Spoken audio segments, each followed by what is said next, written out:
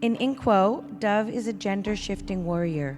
Shape-shifting is a theme in many Indigenous teachings.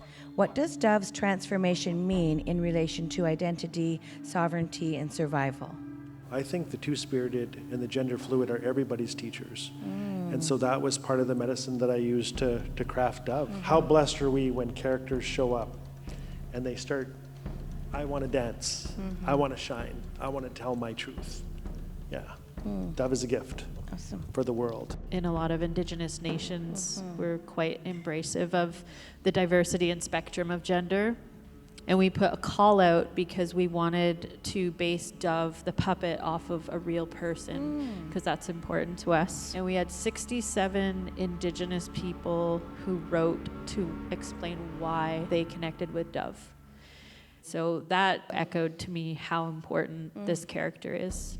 Through that process, we worked with Shawan Kiana, who became the visual representation. We also worked with Dene, language speaker, knowledge keeper, designer, Georgina Frankie, who guided our process and really helped inform our costume design for our characters as well as language on the film. So it's just a really long, special process to get to what ends up being the sort of physical puppets. Standing figure in North Carolina who have worked on all sorts of big feature film projects like Del Toro's Pinocchio. They made these puppets and did a phenomenal job. And one thing that I would like to mention from Patrick Zung, who's sort of the mastermind behind these, is he said this project allowed him to make his dream puppet, which was Dove. And he works so closely with our elders and our art director, Maya McKibben, to really honor every detail, the sort of cultural integrity. Obviously something that stood out to me right away was like there's like a queer character in the center of this film fighting against this personified figure of colonialism. Like it just feels rounded and it feels good to be working on that story. Paulina Alexis from Reservation Dogs is Dove. Yes. And we had Art Napoleon as the frog. One of the main things about this story that makes it so powerful is the character Dove. It's quite a journey to go from the idea to visual reference or visual inspiration to what becomes the physical form, to the capture of it, and then eventually the final piece.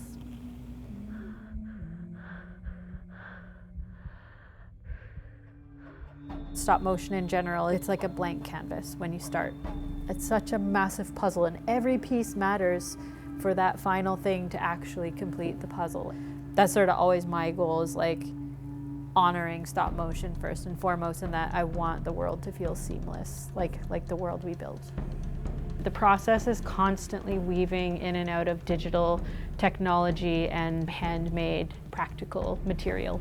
You know, we had a lot of additional support and access through this being a co-production with the National Film Board. We had such an amazing team, both on the physical fabrication side and our post side, that worked really well together. We'd 3D scan sets. We'd have to capture all the camera information of what we would do practically to try to match the lenses, cameras, everything digitally. And then we would photograph or scan all the physical assets like trees, lily pads, everything, to recreate those in the computer, but with that same textural information, so that the goal is the digital assets or like the digital extension feels like the physical world. I knew we were sitting on a gold mine when Maya had all the storyboards up on the walls. And I remember I walked in and I hadn't even taken off my jacket and I was like, oh my God. Like, this is it. This is the movie. This is the movie.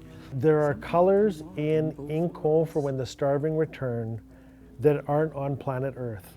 I'm in awe of all of the effects, whether it's the puppets or the water or the dragonfly or the wind combing her fingers through fur. I'm the biggest fan of this movie. Stories remind us about what it means to be human together. And I think that one of the quickest ways to learn about a culture is through art. There is a sorrow, there is a grace, And there's a beauty to Amanda Strong's work in every single one of her movies. It's our time now to tell our stories our way. I want to talk a little bit about the creatures and the creature design. So growing up in Fort Smith, Northwest Territories, Treaty 8 country, I was born and raised in Fort Smith. We grew up with stories about the Wheetago. And the Wheetago are beings of incredible power. They have their own medicine. And they are cursed. They're cursed beings because the more they eat, the hungrier they become. The more they drink, the thirstier they become. So I grew up hearing Wheetago stories. I grew up reading Wheetago stories.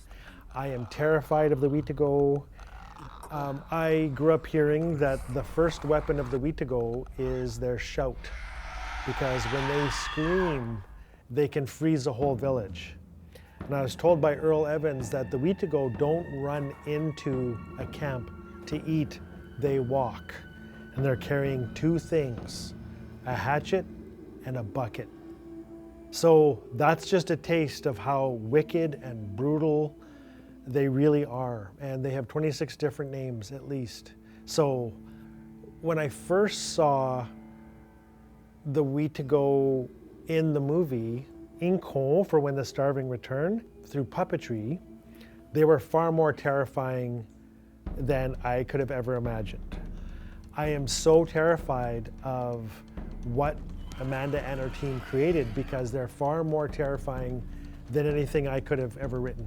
And that is the ultimate compliment.